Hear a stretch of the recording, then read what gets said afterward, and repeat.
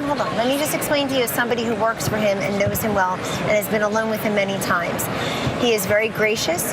He's a gentleman. I've never experienced that conduct. I would talk to some of the members of Congress out there when I was younger and prettier, them rubbing up against girls, sticking their tongues down women's throats who uninvited who didn't like it. Yeah, you're saying because you know it's true. They no, used to. I'm hearing you. I've heard those accounts, of course. But I want to ask you. And some of them, by the way, are on the list of people who won't support Donald Trump because they all ride around on their high horse. I know him to So you don't believe it? You thought he was just BSing, in other words, when he talked about how he would grab women. You don't believe he was talking about his own personal experience? I think it was interesting. You could see the anger, really the seething anger he has towards his running mate, Mike Pence. Felt undefended by him, obviously, in the debate, and undefended by him over the last days of this news cycle with this story breaking.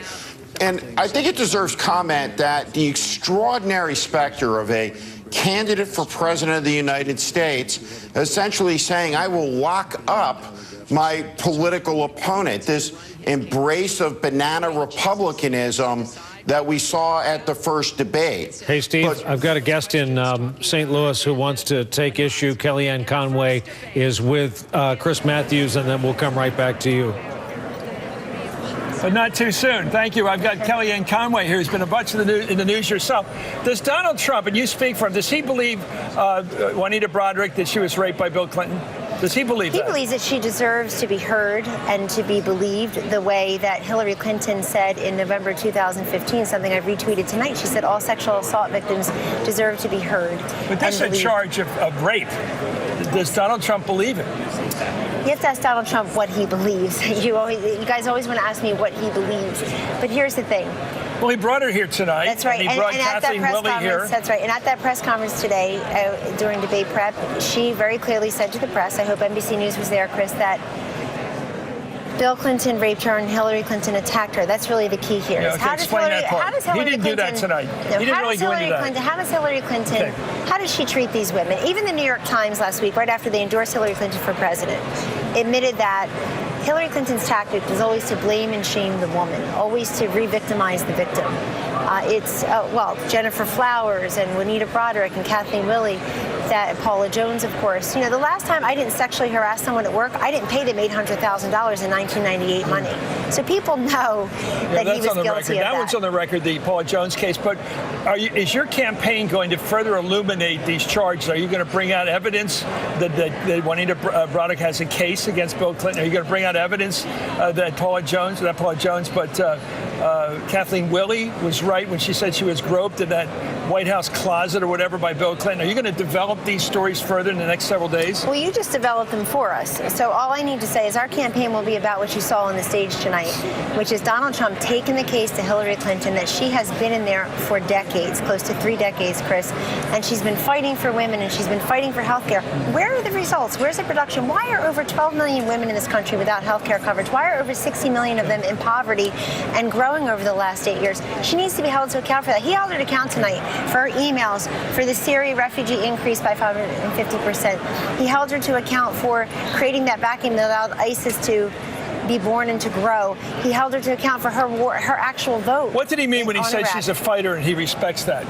Well, I think that was very nice of him. He said he respects the fact that she's resilient, she's a great fighter. He just disagrees what he's fighting for. But he believes he said she's a liar several times tonight.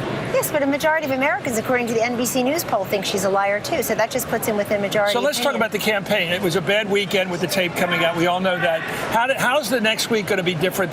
How's this going to pivot tonight? It's Sunday night, the beginning of a week. Are we going to see a continued aggressive attack by Trump on her relationship with Bill Clinton during his troubles, his indiscretions, whatever you want to call it? Is that going to be part of the rest of this campaign? We've always been trying to wage this campaign on issues. But why will Bill Clinton be part of this in the future? I'm sorry, will Bill Clinton? Will Bill Clinton and Hillary Clinton, the way they dealt with those charges from women on sexual misbehavior, will that be part of this campaign? Well, when Hillary Clinton attacks him about women and he attacks her about one woman here or one woman there, it's very important for him to shoot back and defend himself and remind Americans how she treated those women. The worst thing you can do to a woman who has claimed that she's been a victim of sexual assault is to try to blame and shame them, hire private investigators, besmirch them, call them Looney Tunes.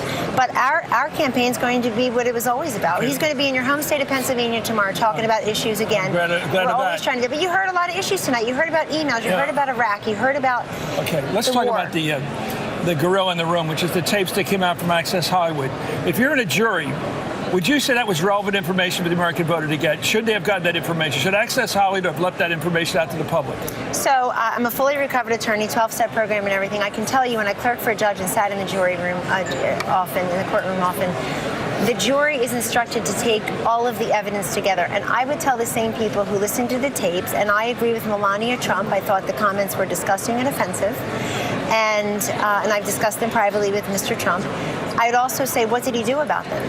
What he did was he apologized, and he also reminded everybody that as he's traveled around this country for the last year and a half, he's learned a lot from the American people, and he's doing this for them.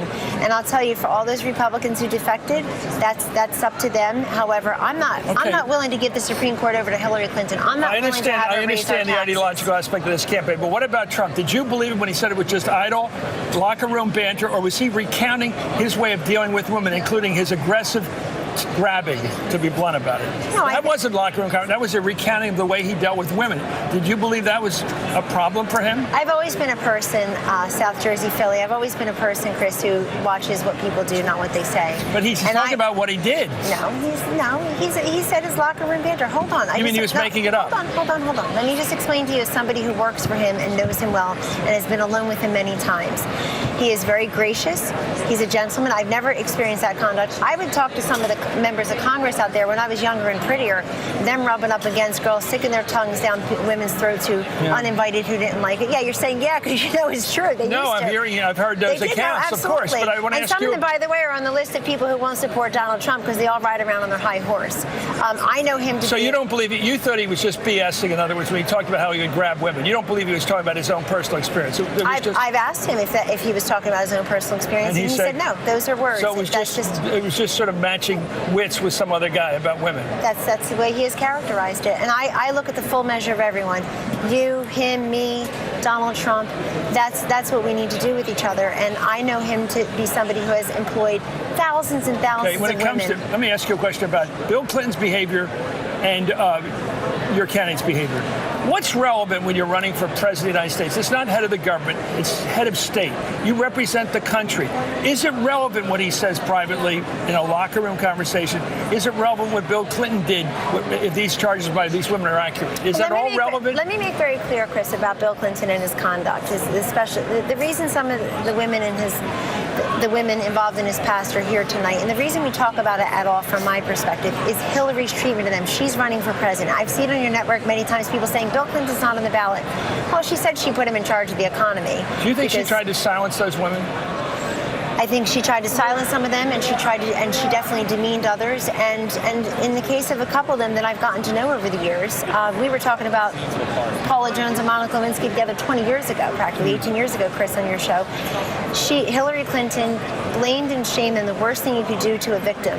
And if you read the New York Times piece last week, it laid out very clearly what the procedure always was. She and Betsy Wright at the time, you shut these women down, you try to embarrass them, go talk to the men that they may have slept with. It's terrible conduct. That's what's relevant here. She's running for president. Well, let's litigate that. Let me ask you, are you with the campaign to the bitter end, to the last dog dies, as Bill Clinton would say? You guys need to fact check before you start running these. Are you going to stay with this campaign to the end? She resigned. I was making pancakes for my kids. You're I've in the been in witness debate chair. prep. Obviously, I've been in debate prep. Did you see this kick-ass performance I thought it was very strong compared to the last time. Definitely stronger. Who's going to be declared the winner? You know what it reminded me of? His performance at the NBC Commander-in-Chief town hall forum. Same thing again. So So you're with the campaign to the bitter end?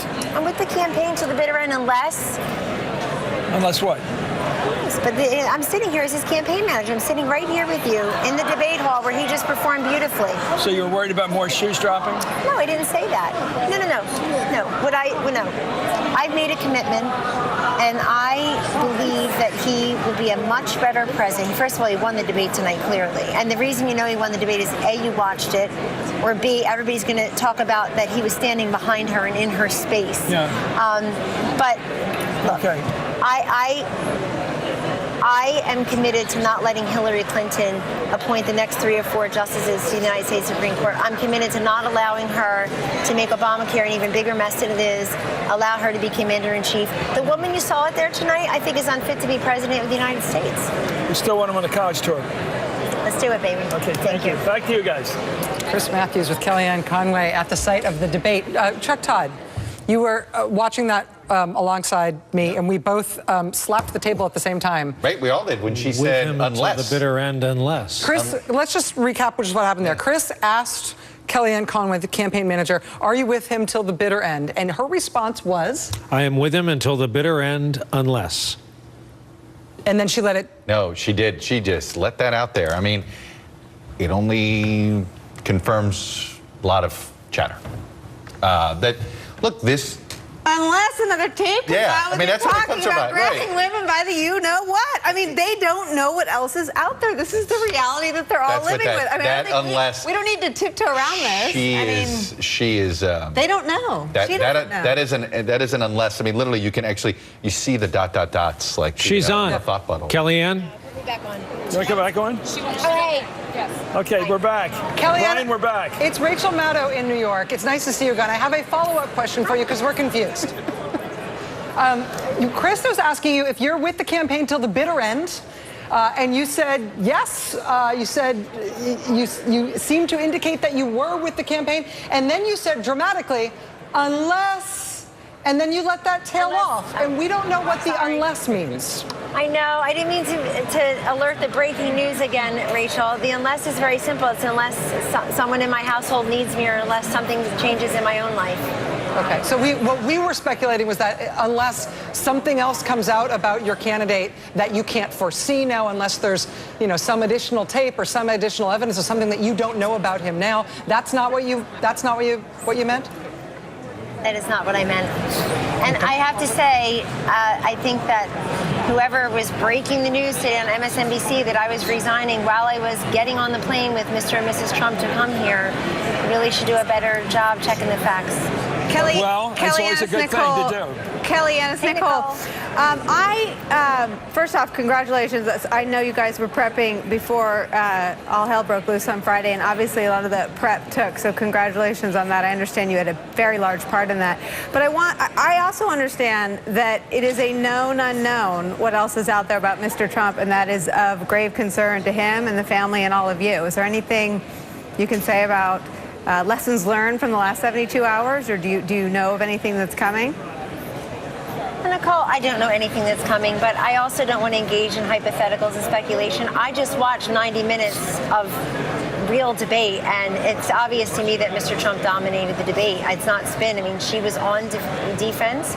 She looked, it's almost an indignity to Hillary Clinton to have to be sharing the stage with Donald Trump, and it showed. That was a great format for him. I had said it earlier in the week and was attacked for saying it was a great format for him, but clearly it was. He gets oxygen from the people. He's out there every day talking to people at rallies in smaller settings, and she often is not. And I think that you saw that pay off tonight.